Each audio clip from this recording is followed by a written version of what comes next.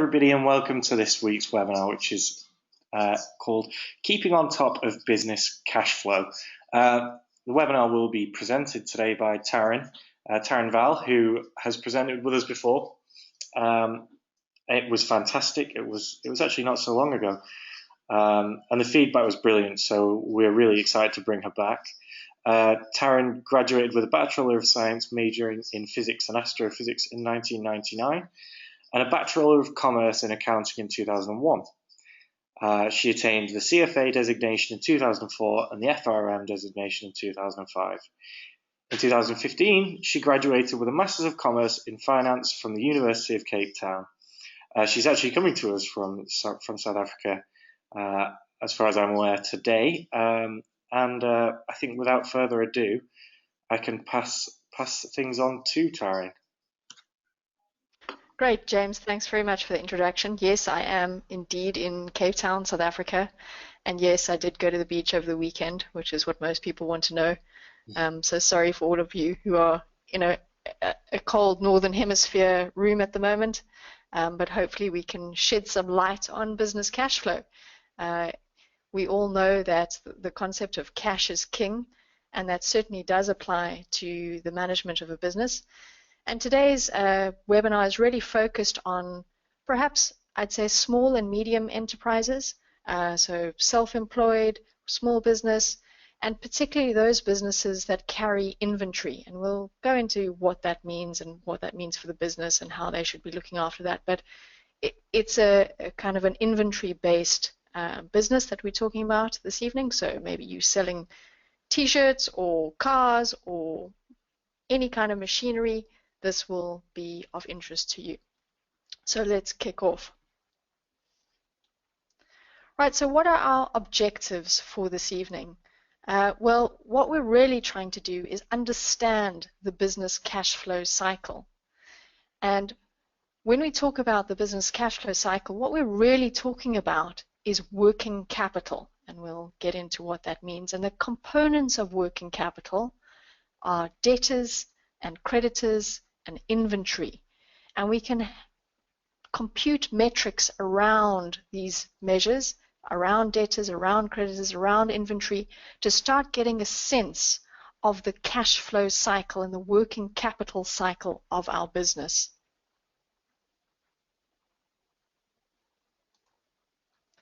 So the first thing we're going to do is, because accounting is perhaps not a subject that most people encounter on a daily basis. Perhaps it's best left to bookkeepers in the back office. But what we're going to do is just go through a little glossary of terms so that we know that we're all talking about the same thing. I'm also aware that dependent on your accounting jurisdiction, you may call things a slightly different term. So let's make sure that we cover all the potential jargon. And if at any point there's any questions that you'd like to ask, please do feel free to put those in the chat forum or the window or email through, and James will jump in and let me know that somebody's got a question on hand. So we've got a concept of current assets. Now these are things that they belong to us as the around those assets, and it means that we can convert them to cash in typically less than 12 months. So things that would be current assets are cash itself, things like inventory, things like debtors, which we'll get onto in a sec. These would all be current assets. We can readily turn them into cash. Now the flip side of a current asset is really a current liability, and we owe these amounts. But again, the current part of it tells us that they're payable in less than 12 months. So this could be something like a bank overdraft or suppliers that we owe. So it's not going to be something like a long-term loan or a mortgage over a property. This is more sort of recent, that they need to be tackled within this financial year. Now we come on to the concept of inventory, and some people may know this as stock, but really what it is the product that we as a business sell to our customers. And again, as I mentioned, it could be anything. It could be bookshelves, it could be furniture, it could be television sets, it could be T-shirts, it could be jeans, shoes, whatever it may be. This is our product. We want our customers to buy this product from us. Our customers may not be the end consumer. We may be a wholesale business, so we supply retail stores, but we would still supply them with inventory, with product. We may also be in a situation where we manufacture that product ourselves. So we make the inventory from raw materials. Right, then we've got this concept of debtors, and some people may know it as accounts receivable. Personally, I think accounts receivable is almost easier to conceive of because it is to be received by us. It is receivable. So these are our customers to whom we have sold goods, but they haven't yet paid for those goods. They've bought them on credit. Now, we may, as customers ourselves, we may do this all the time. We may have a store card for a big retail chain, and we go in and we purchase goods off that card, and we know we haven't paid for them yet, and at the end of the month, we understand what we need to settle with the store. So these are customers who are buying our inventory from us, but they're not paying us yet. They will do so in the future. Now, we also, as a business, have people who supply us with goods. They may supply us with raw materials, or they may supply us with finished goods. But when we call them creditors or accounts payable, so to be paid in the future, it is payable, it means that we have bought goods from them on credit. We have not yet paid them, but we will do so in the future. So now we come to a concept of working capital. Now there's two parts to this. One is the definition of working capital itself, which really in accounting terms just means current assets, so everything that we own, less our current liabilities, everything that we owe. So that gives us a sense of what our net position is on a current basis. That is working capital. But then when we talk about working capital management, it's then how we manage the things that fall into working capital, how we manage our current assets, how we manage our current liabilities. Yes? Sorry to interrupt. Your screen doesn't seem to be moving on from the first slide.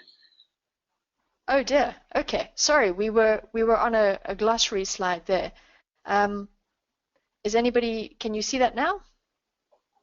No. Okay. What I've done is actually turned it off, and I'm going to turn it on again, and hopefully that's great. That's fantastic.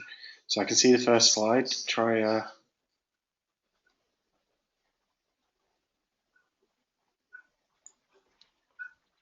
Are we still looking at just a title slide, or? Yes, at the moment. Oh dear. Okay. Title. Right. Sorry, everybody. Thanks for jumping in. Let me see if I can sort this out. It's all right. Okay, what I'm going to do is actually take it out of the kind of presentation mode, because I think that might be, yeah, okay, sorry about that, everybody. I think the presentation mode in PowerPoint somehow okay, great, no problem. Wasn't okay. So thanks for jumping in. I'm going to leave it out of presentation mode, so apologies for seeing all the sort of nasty bits of PowerPoint on the side, but I think that's probably the safer option here. That's all right. Everything's still legible, so no problem there. Fantastic. Thanks, James. Sorry about that. All right. So what? No. Great stuff. So what we were doing is working through this glossary of terms here, and we'd spoken about current assets and current liabilities and inventory, and then spoken about debtors, which can be known as accounts receivable, or creditors, which are also called accounts payable. And we touched on working capital, which as a definition itself is just our current assets less our current liabilities to give us some sort of net position of where we are. And then when we deal with working capital management, this is the management of our inventory, of our debtors, of our creditors, and how these things interact within our business to give us our cash flow cycle. So let's flick on to the next page. Okay. Sorry, I've got a few scribbles left behind. There we go. All right, so when we talk about our cash flow cycle, we can actually break this into two bits. We've got an operating cycle, and that's really our inventory in and then our inventory out, and our collection from debtors. Now recall that debtors are our customers who owe us money. So at some point they're going to pay, and we call that our operating cycle. When we add in an extra step, and the extra step is when we pay our suppliers, then we start talking about what is known as a cash flow cycle, could also be called a cash conversion cycle, or alternatively a working capital cycle. These terms are all interchangeable. And that's what we're going to look at, is how we effectively turn our inventory into cash, and how we have to collect from the people who owe us money and pay the people who we owe money to.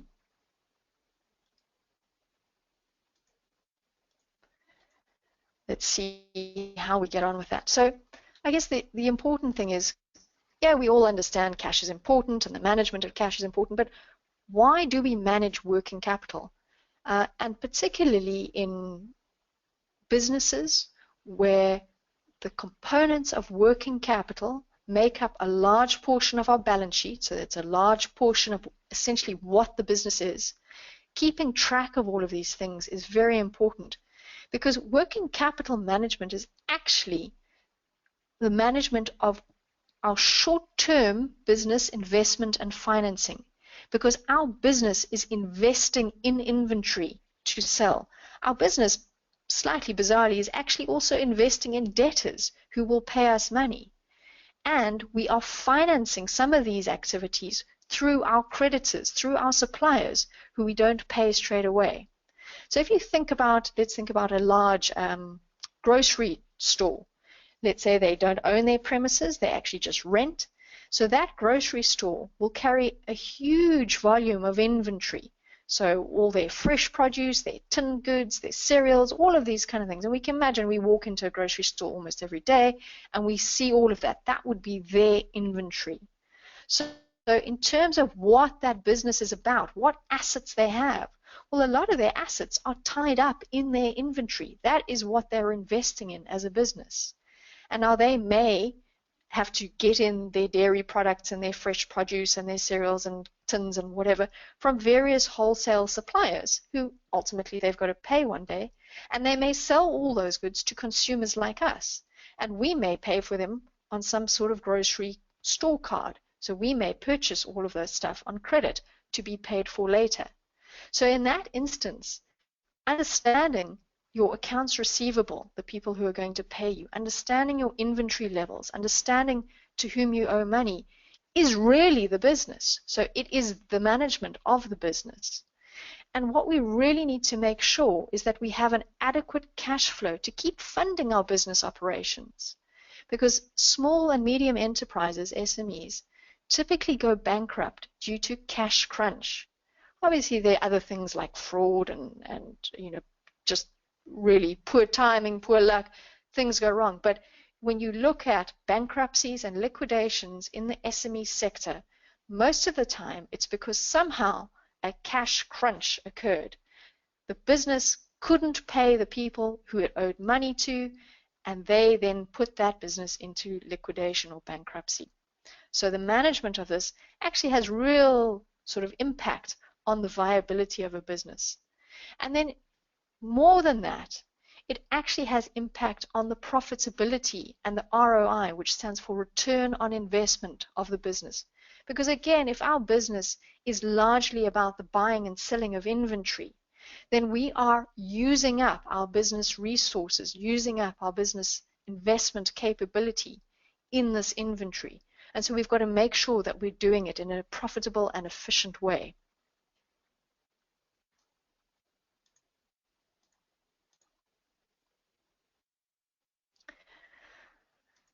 So knowing all of this, so understanding that these things are important, what sort of things do we need to keep track of? It's all good and well saying, oh, we must keep track of our inventory, we must keep track of our debtors, we must keep track of our creditors.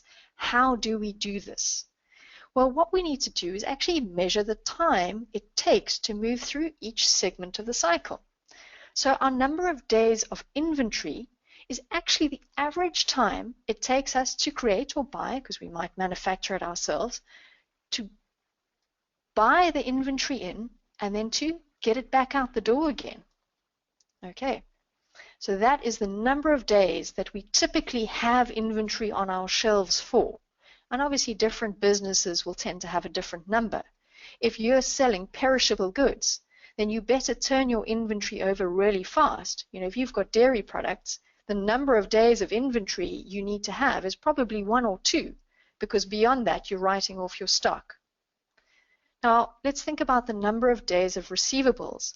Well, that is the average time it takes to collect from somebody who owes us money. So we make the sale to them, they haven't paid us yet, and then we need to keep track of how long it takes us to get hold of that money. And then we've got a concept of our number of days payable, and that's the average time it takes us to pay our suppliers. So we've purchased some goods from them, we haven't paid them yet. How long does it take us to pay? And by having these 3 metrics, inventory days, receivables days, and payables days, we can put them together to get a cash conversion cycle. And we'll go into this in a little bit more detail in a sec. But essentially, it's our inventory days plus our receivables days minus our number of days payables. And we'll go through an example and see how that might all work.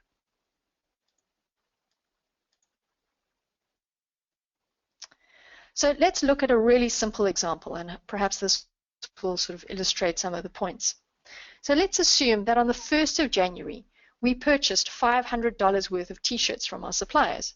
And the supplier said to us we had to pay a 50% deposit in cash, and we owe the supplier the remaining $250. So from a cash perspective, what has happened? Well, from a cash perspective, the first $250 went out the door, and that's gone. And we know we still owe the supplier a further $250. And then let's assume that the t-shirts are now sitting on our shelf, and on the 15th of January, a customer comes in and says he loves the whole lot, he's going to buy every t-shirt for his corporate team, and he wants to buy $500 worth of t-shirts, so our whole stock. But he doesn't want to pay for them now in cash. He wants to buy them on credit, and he'll pay for them in 30 days. So what has happened in this situation? Well, we've got a sale, which is fantastic. So everybody would be excited by that. Yay, sale. We've moved our inventory. We've moved our inventory quickly. Have we got the cash? Not yet. The cash is still to come. So we would have noted the sale, and we would have noted the fact that we now have a debtor or an accounts receivable, somebody who owes us money. But from a pure cash perspective, it's a big fat 0. Now, let's roll forward a little bit further and say, well, now on the 31st of January, our supplier, from whom we purchased all our t-shirts up here, says, you only paid your 50% deposit, now you owe me for the balance. So we owe the supplier another $250. But have we collected any cash? No, we haven't. Now, what would happen if we now also had additional operating expenses we needed to pay on the 31st of January? We had rent due, we had our shop assistant that we needed to pay a salary to, we had our telephone coming due. So what has happened is that on the surface, it looks like we've had a great month. We sold $500 worth of inventory. All our inventory is gone. But from a cash perspective, we're in trouble because we don't have cash to pay our creditor and to pay our outstanding obligations because the person who bought from us has not yet paid us. So we sold our inventory quickly in 15 days, but we didn't collect the cash proceeds of sale. And now we need to pay our supplier before we've collected the cash from the sales. And this is what we term a cash flow crunch. So it's not that the business isn't operating as it should. It is. It's doing a good job of selling t-shirts. But because we haven't managed our cash flow correctly, we're going to have an angry supplier because we don't have the cash to pay him. Now, this is obviously a very simple example, but hopefully it's one that illustrates how quickly a business that is generating sales and generating revenue may not be generating cash fast enough, and why then the management of that cash cycle becomes quite critical. Are there any questions from anyone at this point?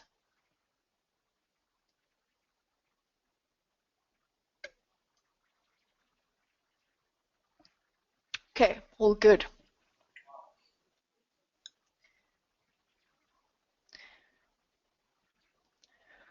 Right, so knowing that we have to keep track of our number of days of inventory and our number of days of receivables and our number of days of payables, how do we actually do this? Well, this is when it becomes a little bit more numerical. So don't be put off by formulas. What goes into the formulas is fairly straightforward. And if you were a business owner, you would likely have all this information available to you to be able to do these computations. So when we're talking about our number of days of inventory, what we've got is a bit of a fraction going on here. So to work this out, we have to divide our inventory number in dollars or pounds or euros or whatever the appropriate currency denomination is, and we have to divide it through by our cost of goods sold. Now, cost of goods sold is really just an accounting term for what did we pay for the inventory. So let's say we are the t-shirt business and we bought t-shirts from our supplier. Well, we paid $500 for our t-shirts. And what is our inventory worth? Well, we would have a number there as well. And what we have to do is multiply it through by the number of days per period. Now, what do I mean by that? Well, if we're talking about annual data, so let's say we've got our year-end financial statements and we want to do this exercise. How many days are there in that annual period? Well, 365. If we were working with monthly management accounts, which quite often we would get as a business, how many days are there in that monthly period? Approximately 30. So we would change that time factor dependent on whether we were working with annual data or monthly data. So we've got our number of days of inventory, which is our inventory divided by our cost of goods sold. Then we've got our number of days of receivables. Now, receivables, that's people to whom we have sold our goods, but who haven't yet paid for them. And receivables are a current asset because that money is to come into the business and we own that money, but it hasn't arrived yet. And we divide our receivables by our credit sales. Now, quite often a business may not break out their normal cash sales from their credit sales, in which case we could just use the whole sales number. And you can see here I've used sales, and down here I've used revenue. Revenue and sales are largely interchangeable terms, and again, dependent on where you sit from an accounting perspective, you may be more familiar with using the word sales, or you may be more familiar with using the word revenue. So our number of days of receivables are our receivables divided by ideally our credit sales, but if not credit sales, then just our sales. And then we've got our number of days of payables.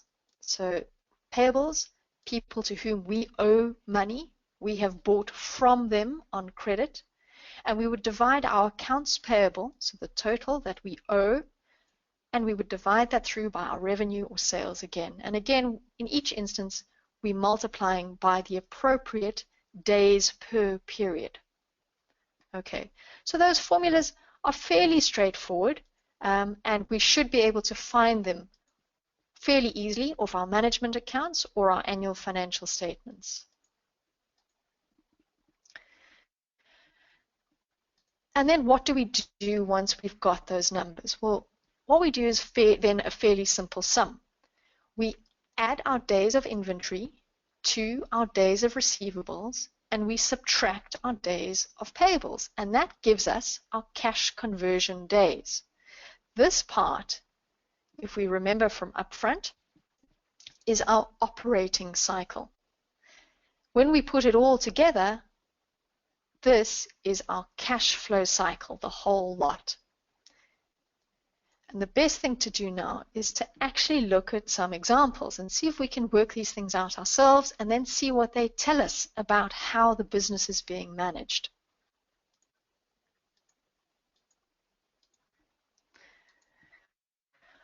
So let's assume we've got three companies. We've got alpha, beta, and gamma. And we don't really know what they're doing, but we've got a sample of their balance sheets. Now, just for those of you that aren't familiar with what a balance sheet is, at quarter end or financial year end, what we will do is essentially put together a list of all our assets and liabilities and the equity in the business. And this is really just a snapshot of the financial position of the business. All the things we own, all the things we owe, and what gets left over, and that's the equity that's left over. That's sort of what the business owner's stake in the business is. So we've got a balance sheet here for alpha, beta, and gamma, and let's have a look at some of the key items on here. So we're focused on working capital management, and working capital management speaks to the current assets and the current liability sections of our balance sheet, and specifically to our inventory and to our accounts receivable and to our accounts payable. And again, accounts receivable, we may call it debtors, and accounts payable, we may call that creditors. And that's the bit that we're working and looking at. So we've got these metrics for alpha, beta, and gamma, but now we know that when we looked at our days payable and our inventory days and our days receivable, we actually also needed some information from our income statement. So let's have a look at some sample income statements for alpha, beta, and gamma. Now again, an income statement really tells you what your sales were, what your cost of sales were, what your operating expenses were, and the results, the net result of those things is your net profit after tax. And an income statement gives you that information over a period. So if we're looking at annual financial statements, it'll be over the year, how much revenue did we make? Over the year, what were our total operating expenses? As opposed to a balance sheet, which is more of a snapshot in time. So this is a sample income statement for our companies, alpha, beta, and gamma, and we can see they all made plenty of revenue. There it is. They all had obviously a cost of selling their goods. There are those cost of goods, and that's something that we will need in our formulas. And we don't have a breakout between revenue from cash and revenue from credit, and that's okay. We can just use the revenue line item. So now what we're going to do is, having pulled some information off the balance sheet from the current asset and the current liability section, and having reviewed some of the line items from our income statement, our revenue, and our cost of goods sold, we're going to have a look at computing some of the metrics to work out our cash flow cycle. And that's what we're doing across here. Now here's just a simple way of writing out that formula. And you can see here I've put here AVE, which is really average. And if we were being really pedantic about this, we wouldn't use our inventory value at the period end. We'd use some sort of average value over the year. Because as we know, our inventory could fluctuate across the year, and in some months of the year we may have lots of inventory, and when it comes to financial year end, maybe we've sold a lot of it and our inventory level's low. So we would typically use an average measure, and if you were looking at monthly accounts, perhaps you would use an average over the quarter and you'd get a sense of what was happening on a quarter by quarter basis. But if we don't have average, then we can just use the year end or the period end values, and that's what we're going to do. So our number of days inventory is our inventory divided by our cost of goods sold multiplied by 365, because we're looking at annual data and there's 365 days per year. And we've pulled these numbers off the balance sheet and off the income statement for alpha, beta, and gamma. And let's have a look at what these numbers tell us about the business. So in terms of alpha, we have a number of days inventory of about 90. In terms of beta, we've got a number of days inventory of nearly a year, 338 days. And for gamma, we've got number of days inventory of 56 days. And just remember what number of days inventory means. It's the amount of time it takes from the inventory arriving in our warehouse, at our shop, at our factory, to the inventory being sold, so leaving our possession. So for all these days, 90 days in the case of alpha, 338 days in the case of beta, we had that inventory for that length of time. So it really is a number of days. And we do the same thing for accounts receivable.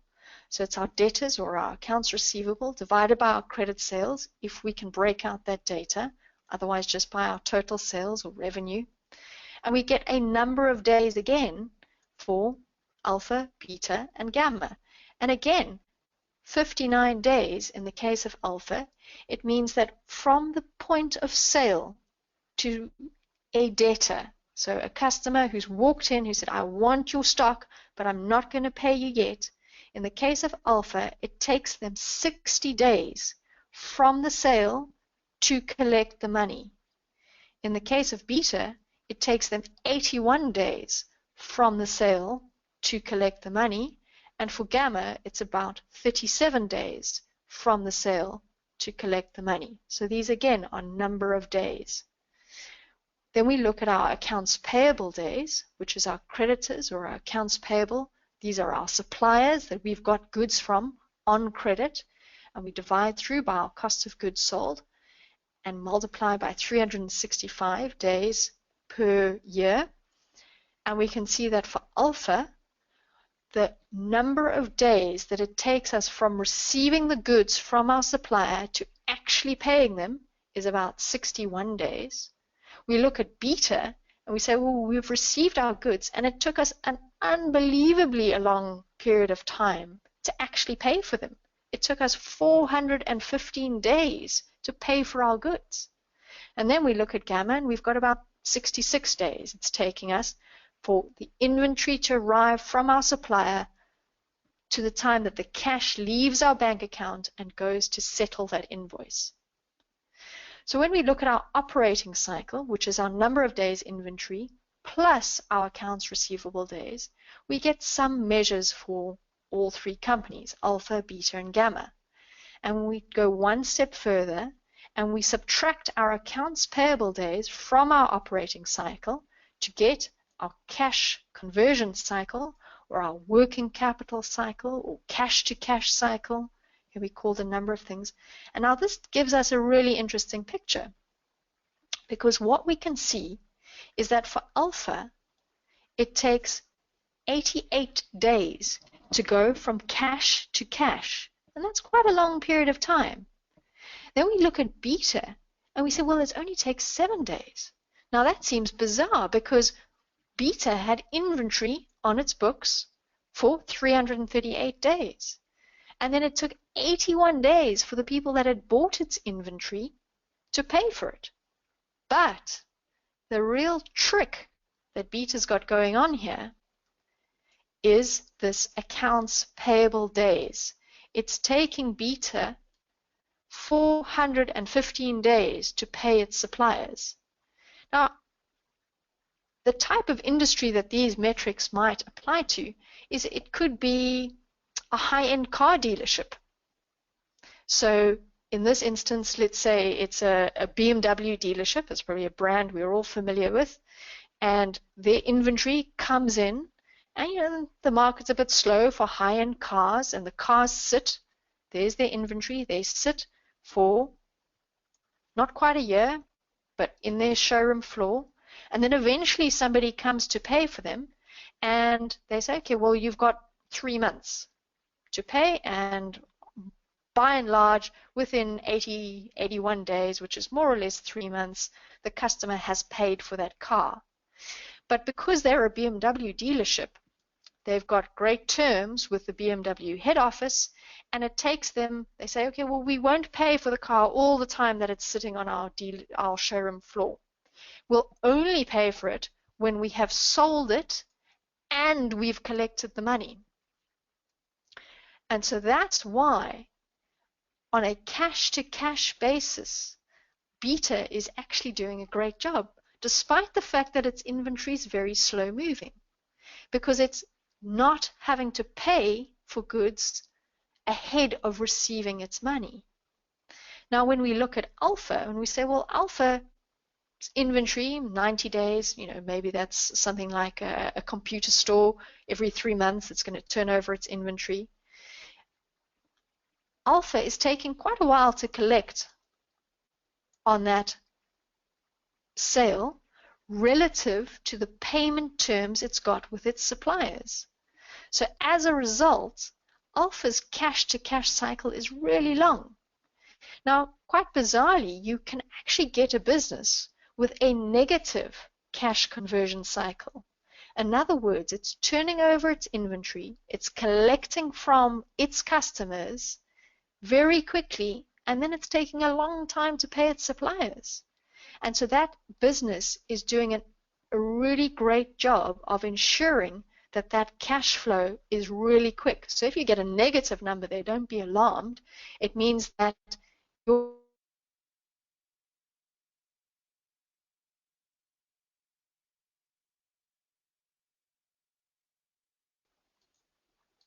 Anybody have some kind of personal examples that they want to perhaps discuss?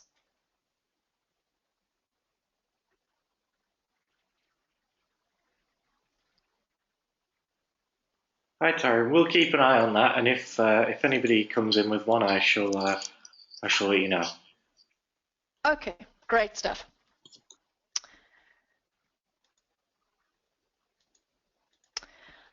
Okay, so having gone through those metrics, what can we tell in terms of business cash flow management? What is our ideal scenario? Well, our ideal scenario is actually to turn over our inventory quickly. So what does this mean? It means that don't take in more stock than is absolutely the kind of minimum level to be able to supply your customers appropriately. But what you don't want is inventory sitting in your warehouse. Because when inventory is sitting in your warehouse, it's effectively using up your business resources. You've invested in all this inventory, and now it's sitting not being converted to cash. So certain businesses obviously lend themselves to a high inventory turnover. So again, a business selling perishable goods has to turn over their inventory quickly. Otherwise, they've got to just write off that stock. But dependent on your business, let's say you are a computer supplier, what you want to make sure is that your inventory levels are just right. And that may take some finessing to get to that point, because what you don't want is customers coming in and wanting to buy a particular model of computer and you don't have it in stock. That's a lost sale. But equally, you don't want to have so many computers in stock that you've paid for, that you haven't turned into sales and you haven't collected on, that when something else happens, you cannot take advantage of that.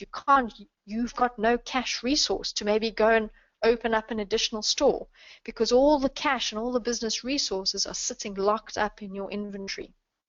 So we want to be in a situation where we manage our inventory levels very efficiently, and ideally we turn over our inventory as quickly as possible. So we want it in and out fast. Then what we want is to be able to collect our cash from our debtors quickly. Now again, there's a balancing act here, because what you will find is that a lot of businesses will have really generous credit terms. So they want to make the sales. So you can have what is known as a relaxed or lax credit policy. In other words, anybody that turns up, you say, hey, don't worry, have a store card. You can buy £500 worth. You only have to pay for it in 2 months' time. So that would be a lax credit policy. We are more focused on making the sale than we are worried about being able to collect from those customers. So again, there's a balancing act to be had. But ideally, what we want to do is to be able to collect from our debtors quickly. And that would mean that the people that we're extending credit to, allowing to buy our stock without paying for it, we've got to be pretty sure they will ultimately pay. because with a lax credit policy, what tends to happen is we get this boost in sales because everybody says, hey, you can turn up at that store, get a store card, take a whole lot of goods, and you don't have to pay for them for 60 days, or maybe never if I'm an unscrupulous customer. So we need to get this balancing act correct by giving our customers enough credit to entice them into our store, but also making sure that we can collect from them quickly. And some of the incentives to collect quickly may be giving a discount for early payment. And it may actually be more beneficial to give a debtor a settlement discount. So pay us quickly and you can get 10% off what you owe us, because what that means is the cash is back in our hands to be deployed within our business. So we want to collect cash from our debtors quickly. Then what we want to do, and again, balancing act required, is we actually want to pay our suppliers slowly. When we pay our suppliers slowly, we are actually financing our business through our suppliers. Our suppliers are extending short-term financing to us. So if you are a business and you have a supplier that you buy from often and you pay often and you've got a good relationship with them, it's actually incumbent on you from a working capital management perspective to go to that supplier and negotiate better terms. Say, you know what, I don't want to pay you every 15 days, I want to pay you every 30 days. Or I want a discount if I'm going to pay you early. You've got to make it worth my while to hand over my cash, because cash is precious to me in my business. So if you have suppliers, try as best as possible to extend those terms. And if you can't extend those terms, really try to get a discount for early payment. It's got to be worth the while, and you've got to have shown that you are a good customer, that it's worth them keeping you happy. So by doing these things, by turning over our inventory quickly, by collecting quickly from our debtors, which means making sure that our debtors are in fact appropriate and will in fact pay us, and by sometimes employing staff to chase debtors, and that's really what a debtors team will do, is phone up the people that owe us money and try as best as possible to recover it, and try and incentivize debtors to pay through discounts. We're ensuring that our cash cycle is minimized, and in an ideal scenario, our cash to cash number, which is our inventory days plus our receivables days less our payables days, may turn out to be a negative number, in which case that's the sort of holy grail of cash flow management, and we're doing a great job. And that brings me to the end of what I was going to deal with tonight, and perhaps that gives us 15 odd minutes for any questions if they've come up. James. Hi, Tarryn. Actually, Sydney is going to take the questions today. So as soon as those come in, she will be taking over from me to ask any questions that people may have. Yeah, just really like to encourage everybody, while you have the chance, to take this opportunity to ask Tarryn anything that you'd like.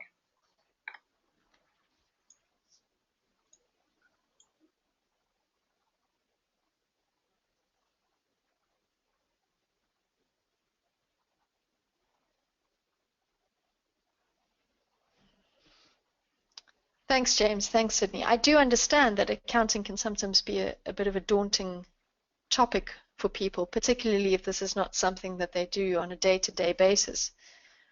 But please be assured there are no silly questions. If something's bothering you within your business process, I'm only too happy to have a chat about it. Somebody has asked a question to us, really. That's James Murphy. Do we receive a copy? Actually, it's Tarryn also. Do we receive a copy of the slides, and if yes, how? In terms of the recording of the webinar, we look to get that uploaded and sent out to people who attended, and even those who just registered, within 48 hours. regarding the slides, I'm not sure. Tarryn, is that something that could be made possible, or? Yeah, sure. If that would be helpful. The best thing for me to do is to email that across to you, James, and let you distribute it to whoever's keen. Perfect. Yeah, I can do that. So yeah, James, and for anybody else who wants them, they will be there. They'll be sent out probably, if not tomorrow, the following day. So thanks, James. And then I will let Sydney take over, as there is a question now. So Ivan says COGS. I'm not sure that I heard you there, Sydney. No. Yeah, Sydney, I know from my side that was you sort of cut in and out there. Okay. I tell you what, I'll ask this one, just on the basis that the audio equipment seems to be suffering. So Ivan said, wouldn't it be more meaningful to use credit purchase in the payable days instead of COGS?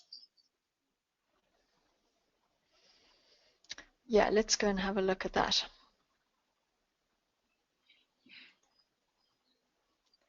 See if I can get back. Yeah, sorry. I think what I've done is made a mistake in my final slide over here.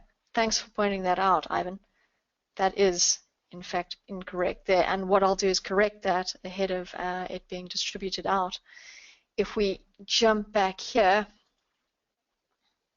and have a look at our formula, what we should have done is used our credit sales or our revenue.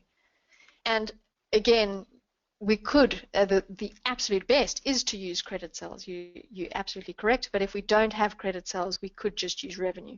So apologies, there was a glitch in the matrix in our final slide there. Thanks for spotting that.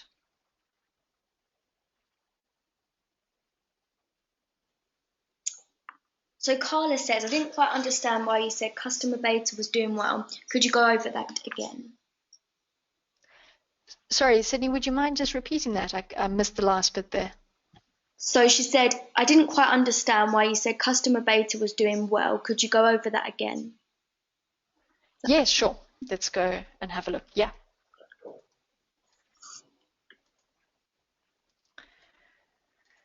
Okay, so our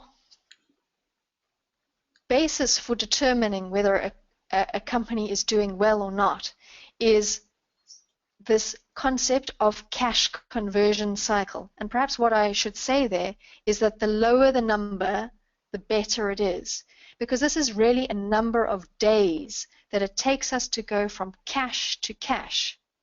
So in this instance, customer beta takes just under 4 days to go from a cash position to another cash position. And when we would first look at that data, we wouldn't perhaps understand how that's happening. But because, as we can see here, the number of days inventory, which means how many days is there between the inventory arriving within their warehouse to the inventory being sold and leaving the warehouse, that looks like a really long period, 338 days. And we think, well, jeepers, you're sitting on your stock for a really long period of time. And then when we look at our accounts receivable days here, we've got 81 days. We say, well, now you've sold your stock, but it's still taking you 81 days to now collect the payment. So from the point at which the inventory or the stock leaves our store and our customers purchased it, it takes the customer 81 days to pay us. But company beta can handle all of this because of its accounts payable days. And its accounts payable days is the length of time that it takes to pay its suppliers. And these things are all linked. So think about, let's assume that this is a car dealership. So the car arrives and the clock starts running. And 338 days later, the car is sold. and then the clock starts running again. And 81 days later, the customer who bought our car pays the cash.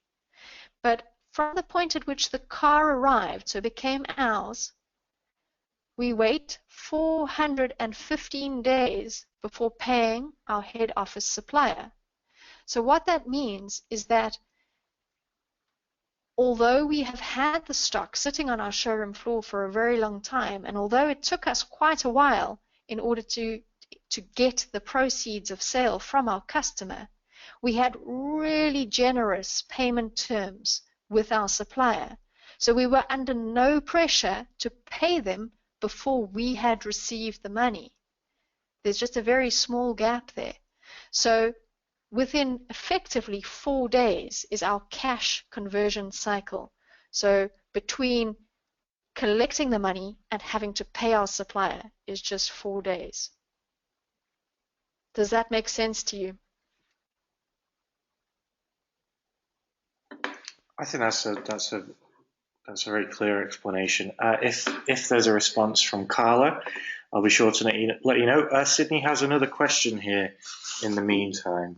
Okay, so Prit says, how do we know how many days we can hold on to goods? When companies sell items very cheap, is that because they're selling under cost to reduce the number of days holding stock? Yeah, that's a great question.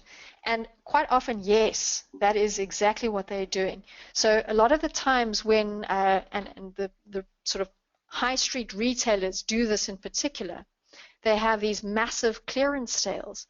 And that is really because they've had stock that's sat on their showroom floor that they haven't been able to move. And so they would rather sell it at a discount and sometimes even at a loss than have those business resources tied up in that inventory. And if we think about a high street retail store in particular, fashion trends change all the time, and it's a very fast moving environment.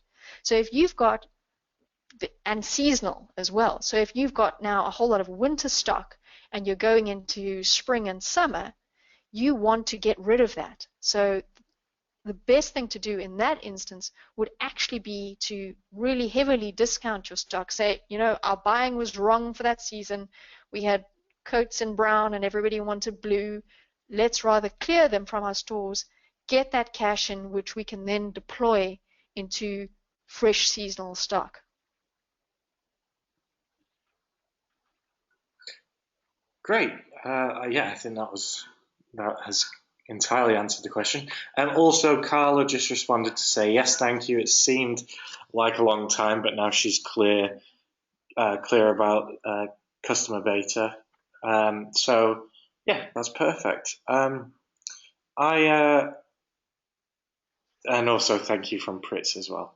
I think that Great. We'll probably look to wrap up in a moment unless any other questions come in. So thank you very much for that, Tarryn. It was brilliant. It was really, really good. Actually, one question I do have for everybody in the webinar, obviously you're joining us means that you have an interest in business cash flow or wider accounting. Please do just put in the questions box if there's something specific that you'd like Tarryn to look at in the future, or if there's something you'd really like to learn about. And because it's hugely helpful for us when we're deciding what these members' webinars will be about, if there's something that we get loud and clear from members. But yeah, sorry. So I went a little bit tangential there, but thank you very much, Tarryn, and that was absolutely brilliant. As I say, I'll distribute slides for everything, slides and everything rather, in the coming days. There is one question, and I think that this may be the last one. First of all, Ivan says thanks to the whole team. Absolutely no problem. I really enjoy doing these, and I'm sure Tarryn and Sydney feel the same. But Chris Garland asked, isn't the profit critical to the cash conversion cycle? Because you have to make enough profit to cover the window. That is a really good question, and I tell you why is because you can have this bizarre situation where you have profit but no cash. And I tell you how that works. let's assume that we make lots of sales, but they're all credit sales. So we haven't received any money. So we've lots of sales. Our operating expenses are pretty low. So when we work out profit, and in fact, I'm just going to go to our income statement slide so that we can look at this. Let me just remove some scribbling. So let's assume that all of this was credit sales. So we did $1 million worth of sales. We subtract our cost of goods sold, and we've got gross profit here. And then we subtract again our operating expenses, and we've got net operating profit, and we've got some interest expense and tax and all of these things. And we come out and we've got profit. And these numbers could be anything there, but the point is that the business makes a profit. But we could have a situation where, because all of our sales were credit sales, we haven't actually taken in any cash as a business. And when we don't take in cash, it starts becoming really difficult to pay for our expenses, because things like rent, like phones, like insurance, all need to be paid for in cash. So you can have this funny situation where your sales are far exceeding your expenses, but because your sales are not cash sales or don't have a cash component to them, or you haven't collected the cash from those sales, you run out of cash, even though you're a profitable business. And if you run out of cash, and the people that you owe money to, they have then the power to actually put you into liquidation or bankruptcy. And it can be heartbreaking, because your business is profitable, you're making sales, but because you haven't managed to collect in the cash, you can't then pay your suppliers, you can't pay your operating expenses, and your business goes under simply through poor cash management rather than poor business process and poor product. Wow, that's a scary. Sorry, that was the doom and gloom. Yeah, The doom sure. and gloom speech from Cape Town. But I think that on that note, or on that bombshell, we'll call it a day. Though, I'd just quickly like to say thanks to Bisham, who has put a recommendation in for what he thinks that we should look into going forward. Any ideas that anybody has, or if they want to get in touch about anything to do with the webinar, please go ahead and email us. I say it every week, but just always like to echo it again. It's info@webinarsteam.com. That's info@webinarsteam.com. Yeah, and I think that with that, and also a very big thanks once again to Tarryn. But with that, we'll call that a day until next week. Great. James, Sydney, thanks very much. Thanks for having me. It's been a pleasure. Look forward to speaking to you all again in the future. Likewise. Yeah, thanks a lot. Have a nice week, everybody. Bye-bye.